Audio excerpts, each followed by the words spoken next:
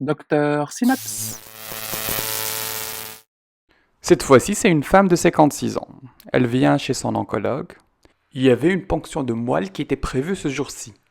Il fait d'abord une petite infiltration de lidocaïne pour anesthésier localement.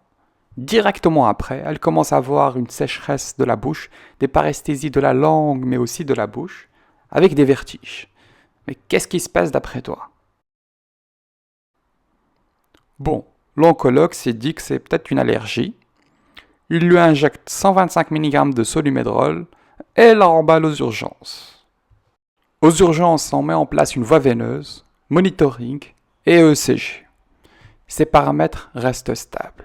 Après quelques heures, elle rentre à domicile. Que s'est-il passé d'après toi? Bon, un deuxième cas. Cette fois-ci, c'est Oulaya, un prématuré qui va être opéré d'une hernie inguinale, comme antécédent prématuré bien sûr. Fréquence cardiaque à 160, tension artérielle à 50-30 et saturation en oxygène à 100%. Rien de particulier. On commence à préparer la sédation. 40 mg de propofol, 10 mg de fentanyl. Et voici son monitoring. On l'intube, puis l'anesthésie locale, ropivacaïne 4 ml. 2 mg par millilitre. Voici l'évolution de son monitoring.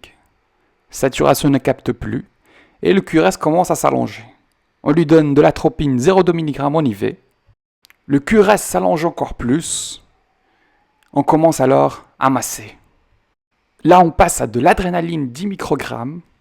Et enfin, le QRS commence à s'amincir. Remarquez également que ses pupilles étaient fort dilatées. On l'a fait passer à l'USI pour surveillance. 19 heures plus tard, retour à domicile.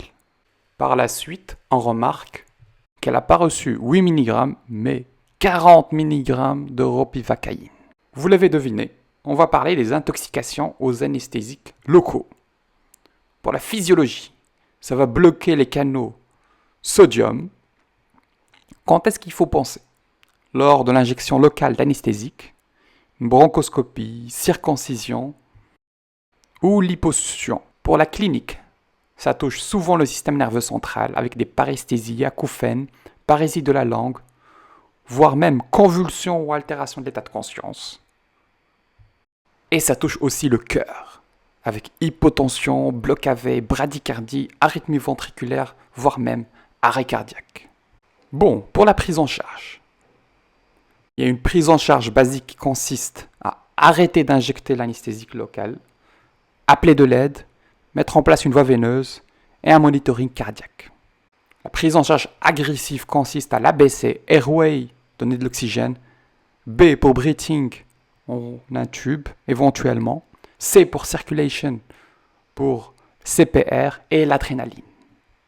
Si le patient est instable, donnez de l'intralipide, bolus de 1 à 1,5 ml par kilo en 1 minute, à répéter si nécessaire, avec un total de 3 ml par kilo.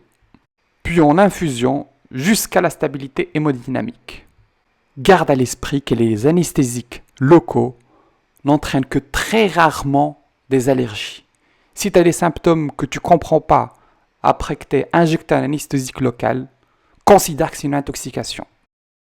À bientôt. Merci d'avoir suivi cette vidéo. N'hésitez surtout pas à me communiquer vos questions, vos éventuelles remarques et de me proposer les sujets qui vous intéressent.